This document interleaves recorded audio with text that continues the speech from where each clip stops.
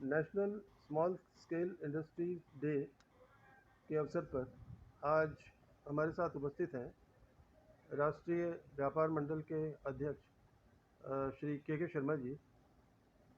के Sharma ji Rajendra Nagar industrial area के अध्यक्ष पद को सुशोभित करने के अलावा राष्ट्रीय स्तर पर और प्रदेश स्तर पर भी अच्छे लेवल पर काम कर रहे हैं और ख़ासकर जो औद्योगिक समस्याएं हैं इनको समय समय पर उठाते रहते हैं और उनके निराकरण के लिए अपनी आवाज़ बुलंद करते रहते हैं। आइए जानते हैं इनका जो बैकग्राउंड है एज ए समाज सेवी और एज ए उद्योगपति अब तक की भूमिका इनकी क्या रही है। शर्मा जी नमस्कार।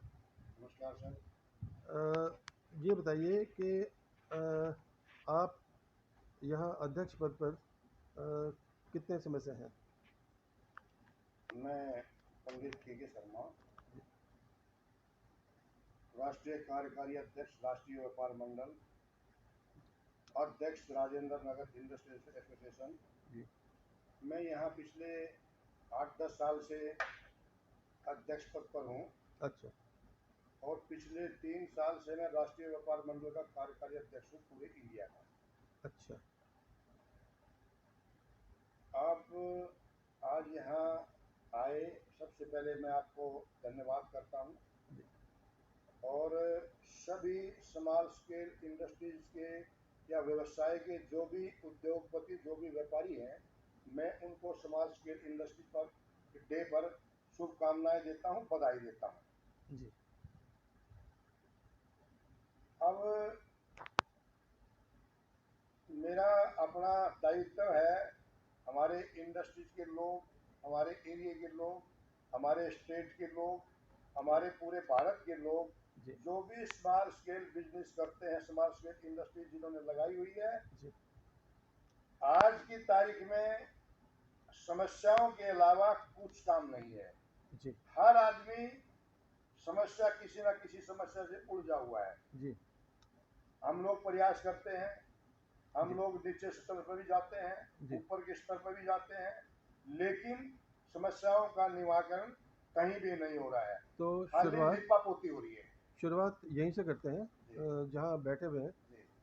इस इंडस्ट्रियल एरिया की, राजेंद्र नगर इंडस्ट्रियल एरिया की क्या मूलभूत समस्याएं हैं? देखिए, यहाँ स्मॉल स्केल इंडस्ट्री है जी। कम से कम यहाँ 1000 इंडस्ट्री है जी। छोटे छोटे व्यापारी हैं जी। खुद ही काम करते हैं, खुद ही मेहनत करते हैं, मजदूर भी खुद ही है, मालिक भी खुद ही है। फैक्ट्रियों की संख्या लगभग कितनी होगी समझिए? कम से कम 1000 फैक्ट्री हमारी इंडस्ट्री। अच्छा, बहुत बढ़िया जी। सारी स्मॉल स्केल इंडस्ट्री है यहाँ। जी जी। कुछ स्टार्टअप इंडस्ट्रीज भी हैं? कम है। अच्छा। तो आप ये देखिए, यहाँ इतनी समस्याएं हैं। जी। कभी कोई पोल्यूशन डिपार्टमेंट से समस्याएं आती हैं जी।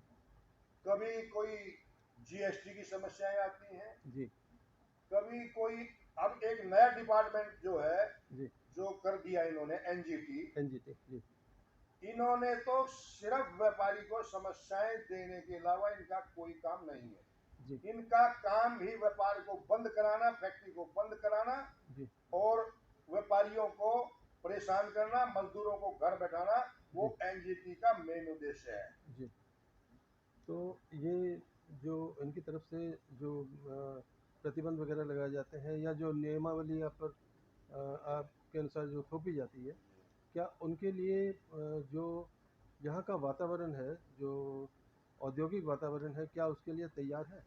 आप देखिए, जो इंडस्ट्री एरिया है जी, और अब जो जहाँ कहीं भी जी, पूरे एनसीआर में लगा लीजिए, जो अप्रूव्ड इंडस्ट्री एरिया है जी, अगर इंडस्ट्री एरिया में फैक्ट्री नहीं चलेंगी जी, तो कहाँ चलेंगी? हमें बताइए, कहाँ चलाएं फैक्ट्री? बिल्कुल बिल्कुल।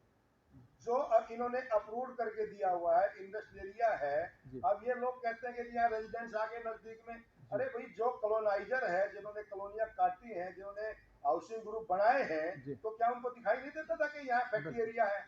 इंडस्ट्रियल एरिया तो पहले की बनी हुई है जी। ये गाजियाबाद में सबसे पुराना इंडस्ट्री एरिया है जी। और ये बसावट जो हुई वो बाद में हुई, ये तो बहुत बाद में, भी 5-7 साल में सब हुआ है यहाँ। जी जी जी। तो अच्छा, अब बात आती है अंदर की तो इंडस्ट्रियल जो एरिया है ये लगभग कितने क्षेत्र में बसा हुआ है? ये देखिए कम से कम भी इसकी लंबाई कम से कम 1 किलोमीटर से ज़्यादा है और चौड़ाई भी इसकी कम से कम 1 किलोमीटर से ज़्यादा। अच्छा, और इसके अंदर आपने जैसे बताया कि लगभग 1000 इंडस्ट्रीज छोटी बड़ी 1000 इंडस्ट्री बसी हुई हैं, ठीक है। तो ज़्यादातर लोग तो यहाँ बाहरी क्षेत्र के होंगे और बाहर से आकर इन्होंने अपनी फैक्ट्रियाँ लगाई होंगी। देखिए यहाँ हिंदुस्तान की सब जगह का आदमी यहाँ काम करता है, यहाँ फैक्ट्री लगा के बैठा हुआ है जी। और उनको आप अध्यक्ष होने के नाते आपने जैसा बताया कि कई वर्षों से आप जुड़े हुए हैं यहाँ, और यहाँ टाइम टू टाइम जो सरकारें हैं वो आती जाती रही हैं, प्रदेश की और देश की वो चीज़ें होती रही हैं। तो इसमें जो पॉजिटिव चीज़ें हैं आपको क्या नज़र आती हैं कि भाई या आपकी क्या अपेक्षाएं हैं कि इन चीज़ों को इस तरह से करने से, जैसे आपने एनजीटी की समस्या के बारे में बताया, तो आपके क्या सुझाव हैं? ये गवर्नमेंट कोई भी आए जी और किसी भी पार्टी की आए जी व्यापारी को किसी गवर्नमेंट से कोई लेना देना नहीं, किस पार्टी की है जी गवर्नमेंट व्यापारी को लेना देना है कि गवर्नमेंट व्यापारियों का कितना हित चाहती है जी और कितना नुकसान चाहती है, बिल्कुल डिपेंड करता है इस बात पर। जी जी अब देखिए योगी जी की जो सोच है जी वो व्यापारियों के प्रति पॉजिटिव है, जी व्यापारियों को बढ़ावा भी दे रहे हैं, जी उनकी सोच बहुत लंबी भी है। जी लेकिन जो नीचे का जो ढांचा है वो कहीं ना कहीं व्यापारियों के 100% व्यापारियों का शोषण ही कर रहा है यहाँ। मतलब जो ब्यूरोक्रेसी है, जो नौकरशाही है। जी जी जी, ये तो खैर अभी कुछ मैं आपको उदाहरण बताता हूँ। जी अभी यहाँ हमारे इंडस्ट्री में कुछ फैक्ट्रियाँ थी, छोटी फैक्ट्रियाँ थी, जी कोई जींस का काम करता है, कोई किसी चीज का काम करता है। जी अभी मेरे पास 2 3 4 आदमी आए, कहना भाई साहब हमारी लाइट काट दी। हमने कहा क्यों काट दी? जी हमने फोन किया, जी एक्शन को फोन किया, जी एक्शन ने बताया कि भाई हमने जो है ऊपर से पॉल्यूशन विभाग से आप इन लोगों का लिखित में आया है जी कि भाई आप जो है इनकी लाइन काट दो। जी मैंने चीफ साहब से बात करी, जी हमने कहा चीफ साहब किसी भी फैक्ट्री का कनेक्शन काटने के लिए कम से कम मिनिमम 15 दिन का नोटिस दिया, वो लीगल है, एक तरीका है। जी जी और आपने 5 मिनट में ही लाइट काट दी, इसको बताना भी उचित नहीं समझा। बिल्कुल उसका माल जो है प्रोसेस में है या क्या है या क्या नहीं है, उसकी लेबर जो है वो कहाँ जाएगी, उसका काम तो बंद हो गया। आप उसको नोटिस देते, उसको बताते कि भाई आप ये सुधार कर लीजिए, तो उन्होंने कहा जी हमारे तो पोल्यूशन वालों ने जो है लिस्ट भेज दी। हमने कहा देखिए ये तरीका आपका 100% गलत है और मैं इस बात से बिल्कुल सहमत नहीं हूँ कि बगैर नोटिस के किसी की बिजली काट दी जाए, किसी का पानी बंद कर दिया जाए। अब यहाँ स्मॉल स्केल इंडस्ट्री है, हम लोगों को 10-15 साल से प्रयास करते करते हम लोग देखिए हाउस टैक्स देते हैं, वाटर टैक्स देते हैं, सीवर टैक्स देते हैं। हमारे इंडस्ट्रियल एरिया में अभी तक सीवर की कोई सुविधा नहीं है, जबकि हम सीवर टैक्स दे रहे हैं। हमारे इंडस्ट्रियल एरिया में पेयजल जीरो, एक घूंट पानी पीने का भी यहाँ फैक्ट्री वाले को नहीं मिलता है और उसका हाउस टैक्स हम देते हैं। इंडस्ट्रियल वाटर की क्या हालत है? खत्म है, एक बूंद पानी नहीं आता है यहाँ। अच्छा, तो मतलब ड्राई एरिया एक तरह से। बिल्कुल। अच्छा, तो यानी अपने अपने जो संसाधन है व्यक्तिगत तौर पे फैक्ट्रियाँ वही फैक्ट्री, इसीलिए तो फैक्ट्री सर्वाइव नहीं कर रही है जी। अच्छा, जो यातायात की जो सड़कें हैं उनकी क्या हालत है? देखिए सड़कें हमारे यहाँ कुछ इंडस्ट्रीज की अभी पिछले साल हमने बनवाई है। यहाँ के नगर निगम के जो अधिकारी थे जी महेंद्र सिंह तंवर जी, पार्षद भी यहाँ सचिन डागर था जी, तो हमने अपने प्रयास से काफी सड़कें बनवाई हैं। कुछ थोड़ी सड़कें हमारी काफी टूटी हुई हैं। अच्छा। उसके लिए हम प्रयासरत हैं। अच्छा अच्छा, इतने सारे लोग और इतने सारे मजदूर यहाँ काम करते हैं और मैंने देखा है यहाँ आए दिन एक्सीडेंट्स वगैरह होते रहते हैं। तो जो चिकित्सकीय सुविधाएं हैं फैक्ट्री के मजदूरों के लिए और जो आने जाने वाले लोग हैं उनके लिए कुछ ऐसी चीज़ें हैं आपके इंडस्ट्रियल एरिया में? देखिए यहाँ तो गवर्नमेंट की तरफ से तो जीरो है जी, कुछ नहीं है। इंडस्ट्रियल एरिया की तरफ से अब इंडस्ट्रियल एरिया की तरफ से कहाँ से होंगी बताइए? जी, जहाँ छोटी फैक्ट्रियाँ हैं, जी छोटे मालिक हैं, जी अब वो क्या करेंगे? यहाँ एक ईएसआई हॉस्पिटल है नज़दीक में, जी। वही एक हॉस्पिटल है। लेकिन ईएसआई हॉस्पिटल के लिए सभी जो है वो मान्य नहीं है ना। माने नहीं है। जी तो गरीब आदमी के साथ अगर कोई घटना घट जाती है जी तो उनको प्राइवेट हॉस्पिटल जाना पड़ता है। जी। अब उनको तो कर्ज लेके ही अपना इलाज कराना पड़ता है, जो कि उनके पास बहुत तो महंगा संसाधन तो नहीं है। महंगा सौदा होता है उनके लिए।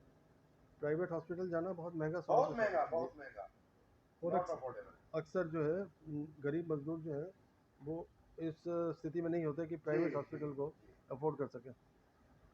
तो यहाँ का जो अनुभव है आपके पिछले एक दशक या उससे ज़्यादा का, यहाँ आपने अलग अलग टाइम पे अलग अलग सरकारें देखी, और अभी की जो सरकार है इससे आपको और क्या क्या अपेक्षाएं हैं ताकि यहाँ की प्रोडक्टिविटी और ज़्यादा बढ़ सके। देखिए, मेरी अपनी सोच पॉजिटिव सोच है, जी और मैं एक पूरे राष्ट्रीय कार्यकारी अध्यक्ष होने के नाते जी मैं ये एक संदेश भी देना चाहता हूँ और संदेश दे रहा हूँ। जी योगी जी इंडस्ट्रीज और व्यापार को बढ़ावा देने के लिए जी। वो काम कर रहे हैं, हर संभव कोशिश कर रहे हर हैं। जी समय वो कोशिश कर रहे हैं, जी और मैं उनकी इस कोशिश को बहुत अप्रिशिएट भी करता हूँ जी और उनको बधाई भी देता हूँ। जी लेकिन जो निचला ढांचा वो पूरा का पूरा जो है वो इंडस्ट्री को बैठाने के लिए तैयार बैठा है। जी बगैर बताए बिजली काट दी जाती है, बगैर बताए फैक्ट्री सील कर दी जाती है। जी अरे कम से कम ये तो देखिए उसका क्या होगा, उसका उसका कुछ आप उसको तो ये तो बताइए कि भाई ऐसा कर दीजिए आप, उसकी लेबर का क्या होगा, उसके परिवार का क्या होगा। जी जिसकी फैक्ट्री चलते चलते आज बंद कर दी आपने, जी वो क्या करेंगे? जी अरे एनजीटी है, जी एनजीटी ये दुनिया भर का, और जो पोल्यूशन है, बड़ा बड़ा पोल्यूशन है जी जी सिटी जी दिल्ली में, जी इधर उधर, जी उनको करे ना। जी। अच्छा, जीएसटी के ऑफिशियल से हमारी बातचीत होती रहती है, तो अभी कुछ चीज़ें जो है सिंप्लीफाई की गई हैं, उनकी तरफ से बताया गया है, और उनकी प्रेस विज्ञप्ति भी आई थी हमारे पास कि जीएसटी का सरलीकरण किया गया है, और ताकि व्यापारियों को सहूलियत हो सके, और उनको अलग अलग उसमें अलग अलग तबके के जो व्यापारी हैं उनके लिए अलग अलग जो मापदंड है उसको सरलीकृत किया गया है। देखिए, मैंने आपको बताया कोशिश गवर्नमेंट पूरा प्रयास कर रही जी है, लेकिन अब क्या बीमारी है, जी जब आदमी जीएसटी गवर्नमेंट लेती है तब तो सही है, जी जब गवर्नमेंट को जीएसटी रिफंड करना होता है जी। तो आदमी चक्कर काट काट के उसके जूते घिस जाते हैं। जीएसटी रिटर्न करने में, लेने में इतनी समस्याएं हैं अच्छा कि जीएसटी रिफंड कराना समझो एक बहुत बड़ा किला जीतने जैसा काम है। अच्छा। तो ये आपने गाज़ियाबाद लेवल पे देखा है या मैं और? पूरे हिंदुस्तान लेवल में देख रहा हूँ, जी गाजियाबाद की बात तो छोड़िए आप। जी। तो इस बारे में आपके क्या सुझाव हैं जीएसटी? देखिए, जीएसटी नंबर एक, जीएसटी जो इन्होंने जीएसटी का जो स्लैब है जी उसको डाउन करना चाहिए। करेक्ट। अभी मिनिमम जीएसटी देखिए 12%, 18%। जी यहाँ जैसे हमारे इंडस्ट्री में प्रेशर कुकर की काफी इंडस्ट्री है, अच्छा प्रेशर कुकर में 18% जीएसटी, प्रेशर कुकर और प्रेशर कुकर पास 18% जीएसटी है। जी वो एक फ्यूल सेविंग आइटम है। जी जी। तो पहले जो गवर्नमेंट थी, मायावती गवर्नमेंट थी, मुलायम गवर्नमेंट थी, जी उसमें जो है इसमें प्रेशर कुकर पर 2% जीएसटी लगाया गया था। अच्छा। अब 18% जीएसटी है, उस जी टाइम तो सिल टैक्स था 2% था, जी। तो अब 18% है।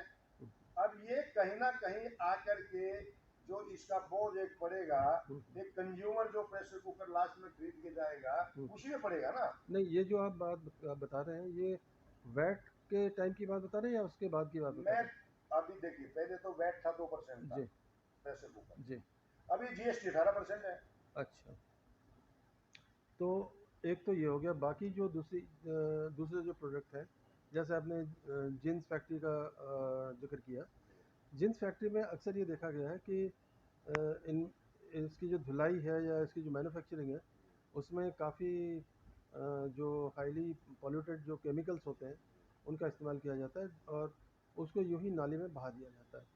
मैंने अभी आते हुए देखा था यहाँ नालियों में हरे लाल नीले रंग का पानी जो है नालियों में बह रहा था। देखिए जी। ऐसा है, जी। यहाँ ऐसी कोई यूनिट नहीं है अच्छा। जो ये पानी है। जी। जैसे आपने देखा होगा, जी। जी।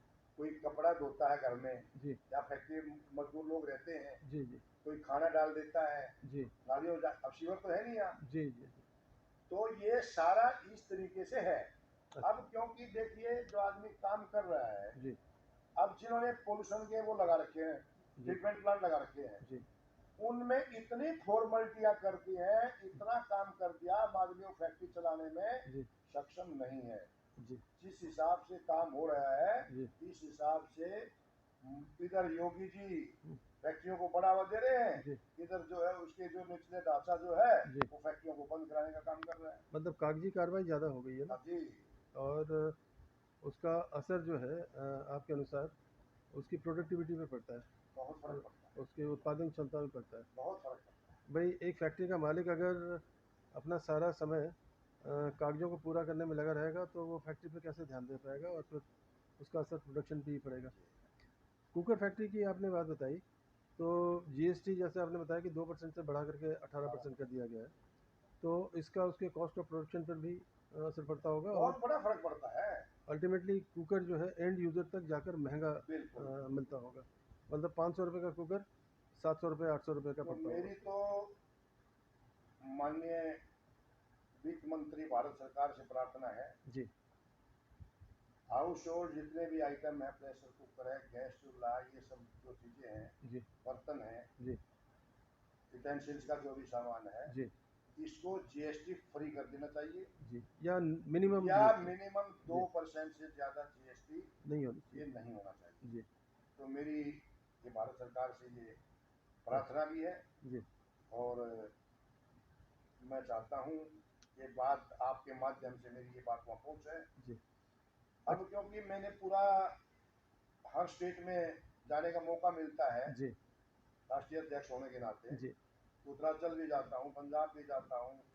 कितने आपका स्टेट में आपकी संस्था काम कर रही है? हमारी 10 स्टेट में काम कर रहा है। अच्छा। अच्छा। तो आपका आना जाना इन राज्यों में होता हर रहता राज्यों में मेरा आना जाना रहता है? अच्छा। तो हर राज्य की अपनी अपनी जो मूलभूत समस्याएं हैं वो हैं, है। जी और जो कॉमन समस्याएं आपने जो जिनको अभी पिन पॉइंट किया, जी वैसी ही कुछ समस्याएं जैसे जीएसटी की और जो समस्याएं हैं, ये तो कॉमन समस्याएं हो गई, प्लस लोकल की समस्याएं होती हैं। यहाँ की जो लोकल समस्याएं हैं, अ, मैं जानना चाहता था कि भाई यहाँ जो फैक्ट्रियाँ हैं, 1000 फैक्ट्रियों में से लगभग कितनी जो है मेजोरिटी में है, कौन कौन कौन से प्रोडक्ट यहाँ मेन बनते हैं? देखिए यहाँ प्रेशर कुकर के प्लांट बनाने की मशीनरी बनाने के प्लांट हैं, अच्छा। प्रेशर कुकर बनाने की फैक्ट्रियाँ हैं, अच्छा। गैस चूल्हा बनाने की फैक्ट्रियाँ हैं। जी। यहाँ छोटी बड़ी एक बोरोली की फैक्ट्री भी है, यहाँ ठीक फैक्ट्री है यहाँ। अच्छा। एक बंसल वायर है, अच्छी बड़ी फैक्ट्री है। एक शिवाई इलेक्ट्रॉनिक है। जी। ये 3-4 फैक्ट्री बड़ी फैक्ट्री हैं। जी। और दूसरी फैक्ट्रियाँ जो है स्मॉल स्केल है, अच्छा। जैसे ज़्यादातर इंजीनियरिंग वर्क यहाँ ज़्यादा होता है। अच्छा। अच्छा। जी। और तो अब ये मुझे ये बताइए कि क्या लखनऊ लेवल पर आपसे कोई बातचीत हुई हो यहाँ की जो समस्याएं हैं उनको लेकर के, या जो अपनी केंद्र सरकार है, कहीं कोई कॉरेस्पॉन्डेंस हुआ हो? देखिए केंद्र सरकार से हमारा कोई कोर्सपेंडेंस नहीं हुआ। अच्छा। हमारा यहीं के लेवल से हमारा बात होता है। जी। और यहाँ इतना ये ढांचा बैठा हुआ है, जी। ये किसी की बात सुनने के लिए तैयार नहीं है। जी। अधिकारी लोग किसी का फोन नहीं उठाते, किसी की बात सुनने के लिए तैयार नहीं है। जी। तो समस्याएं वहीं की वहीं रह जाती हैं, है ना? बिल्कुल पूरी की जी। जो समस्याएं पूरी की पूरी। अब देखिए जी। यहाँ क्या है, फैक्ट्रियाँ हैं, जी। फैक्ट्रियों के लिए जगह यहाँ इंडस्ट्रियल एरिया बढ़ जाता है ये। जी। अब आपने देखा होगा पूरे रोड पे मार्केट हो गई है, दुकानें जी। दुकानें जी। दुकान, जी। देखा आपने, देखा भी आए जी। हैं आप। बिल्कुल अब भरी हुई। यहाँ पूरा रास्ता दोनों तरफ से बंद है। जी। जीडीए में शिकायत करते हैं कि भाई देखिए ऐसा मत होने दीजिए, जी। ये दुकानें आप मत बढ़वाइए यहाँ, जी। आप लोगों को रोकिए, लेकिन कोई सुनाई नहीं है। नहीं, जीडीए इसमें में कोई सुनाई नहीं है। इसमें एक वो है, जीडी वाले कहते हैं कि साहब ये नगर निगम के इख्तियार में है। देखिए, नगर निगम तो टैक्स लेता है, उसका काम ये है जी। उसका काम है नगर निगम का पानी देना, रोड बनवाना जी। सफाई करवाना। जी। सफाई यहाँ 0% है, कोई सफाई नहीं है यहाँ। अच्छा, जबकि टैक्स आप रेगुलर दे रहे हैं। तो रेगुलर टैक्स देते हैं, जी। रेगुलर टैक्स जी। देते हैं, जी। एकदम रेगुलर टैक्स देते हैं। तो आपकी शिकायत नगर पानी निगम यहाँ से नहीं है, जी। सीवर यहाँ नहीं है, जी। सफाई यहाँ नहीं है। हम्म। इसके अलावा जो नक्शा पास करना और जो है ये इंक्रोचमेंट रोकना जी। और जो है ये दुकानें जो अवैध रूप से बनाई जाती है मार्केट बनाना, जी। ये सब काम रोकना जीडीए का काम है। जीडीए का काम है जी। लेकिन ऐसा कुछ काम जो है जीडीए की तरफ से होता नहीं कोई काम नहीं करता है, कोई सुनता ही नहीं है यहाँ। जी। दूसरी बात, जी। अब देखिए हम लोग क्योंकि व्यापार से जुड़े हैं, जी। आपको तो मालूम है यह सब सारा जो है गाजियाबाद के चारों तरफ फ्लैटों का सिस्टम है। जी। जी।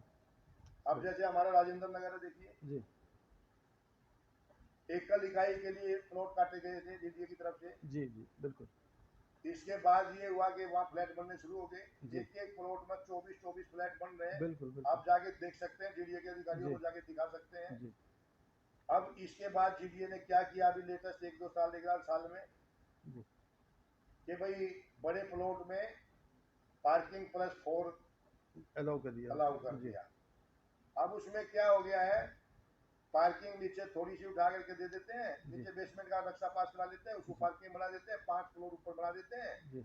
और उसके 5 फ्लोर में भी पार्टीशन करके 10 फ्लोर हो जाते, 10 फ्लोर बनाते हैं। जी। जी। अब ये बताइए, एक वहाँ सुविधा एक मकान की है जी। और उसमें 10 से लेकर के 25 फैमिली एक मकान में रह रहे हैं। कहीं कहीं तो 25 फ्लैट बने हुए हैं। जी। जी। कहीं कहीं अब 10 तो अभी आप जी। अब कोई भी आदमी जो सही आदमी है, जेन्युइन आदमी है, वहाँ की वेलफेयर एसोसिएशन है, वो लिख के देती है, मुख्यमंत्री की भी लिख के भेजती है, जीडीए में भी लिख के भेजती है, अधिकारियों को बोलती है, उसमें कोई सुनाई नहीं है। एक बार आए, देख के चले गए, उनको बता के चले गए, उन्होंने अगले दिन अपना काम शुरू कर लिया। लेकिन तो मिस्टर शर्मा, मुझे ये बताइए कि ये जो बढ़ती हुई जनसंख्या का घनत्व है, जो दबाव है, इसका बुरा असर तो आपके इंडस्ट्रियल एरिया पे ही पड़ता होगा। पूरा, वो तो पूरी तरीके से पड़ा हुआ है यहाँ। जी। यहाँ जो है इतना यहाँ इंक्रोचमेंट है जी। कि देखिए अब क्या, अब पोल्यूशन वाले आते हैं जी। कि देखिए फलानी कॉलोनी से शिकायत आई है। जी। अरे भाई, जो लोग शिकायत करने वाले हैं उनको ये पहले मालूम नहीं था यहाँ इंडस्ट्री एरिया है। जी। आप यहाँ क्यों मकान ले रहे हैं? जी। आप यहाँ क्यों मकान बनने दिया जीडीए ने? करेक्ट। तो क्यों गवर्नमेंट ने नहीं रोका उनको? जी तो बिल्कुल। यहाँ समस्याओं की भरमार है। जी। और मैं आपके चैनल के माध्यम से मैं माननीय योगी जी, मुख्यमंत्री जी, जी। उनको ये प्रार्थना करता हूँ, जी।